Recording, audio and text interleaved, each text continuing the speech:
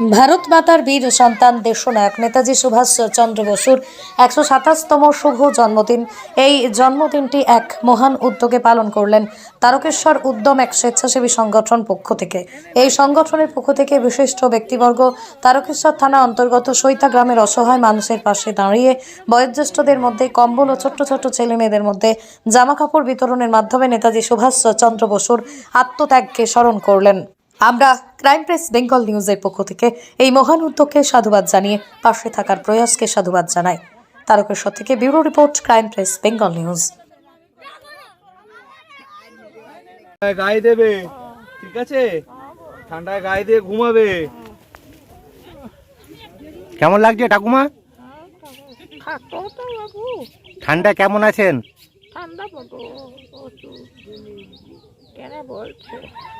তারকেশ্বর উদ্যমের পক্ষ থেকে কম্বল বিতরণ করছে বয়স্ক মানুষদের, যাতে ঠান্ডাটা কম লাগে। কেমন লাগছে ঠাকুমা? আমরা চেষ্টা করছি এরকমই বয়স্ক মানুষদেরকে যাতে শীতকালের কিছু কম্বল বা বস্ত্র যাই হোক দেওয়ার। তো আজকে আমরা তারকেশ্বরের হুল্লান নামক জায়গায় এসেছি। এরকম ঠাকুমাকে দেখে আমাদের খুব খারাপ লাগছে। আমরা যাতে আগামী দিন আরও সবাইকে উপকার করতে পারি, তো সেই আশা রাখছি। ঠাকুমা শীতকালে দেবে, গায়ে কাউকে দেবে নে, ঠিক আছে? ঠিক আছে, ঠাকুমাকে দেওয়া হয়েছে একটা কম্বল। দেখি বাবু এদিকে সরে এসো। ঠাকুমা কম্বল পেয়েছো, শীতকালে গায়ে দেবে।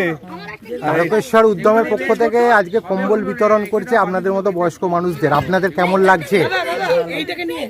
আপনারা আশীর্বাদ করুন, যাতে উদ্যমের পক্ষ থেকে আরো আপনাদের পাশে দাঁড়াতে পারে, সহযোগিতা করতে পারে।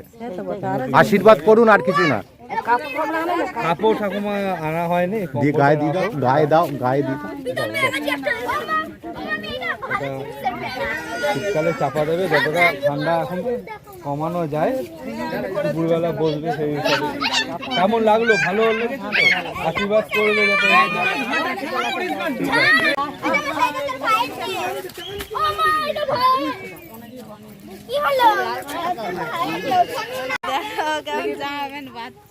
এই বছর আমার এটা হবে, আমার এইটা না আসা যেটা পুরো জোরে কোলে এটা না এই দুই কথা হয়ে যাবে।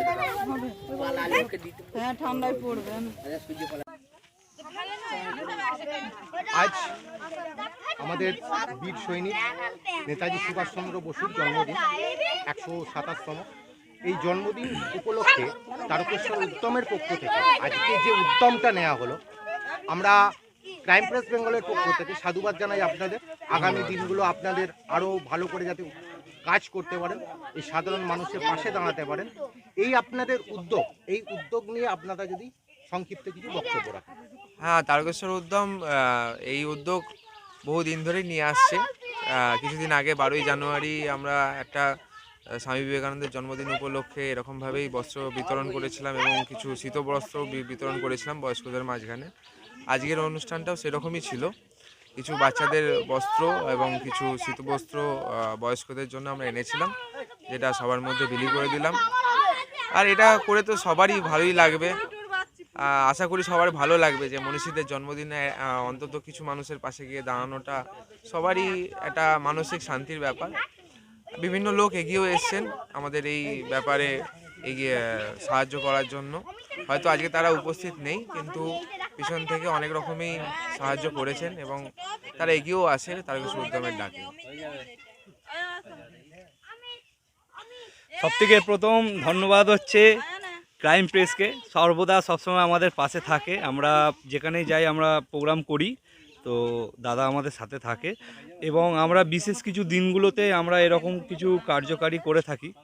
আমরা চাই আগামী দিন সবাই মিলে একসাথে হয়ে এরকম ঐক্যবদ্ধ হয়ে এরকম সামাজিক মানুষদের উপকার করতে পারি, তো খুব খুশি হব। তো সবাই যাতে পাশে থাকুক আগামী দিনগুলোতে, সেই বার্তা আমি ক্রাইম প্রেসের মাধ্যম দিয়ে, দাদার মাধ্যম দিয়ে পৌঁছে দিতে চাইছি। ব্যাস, ধন্যবাদ।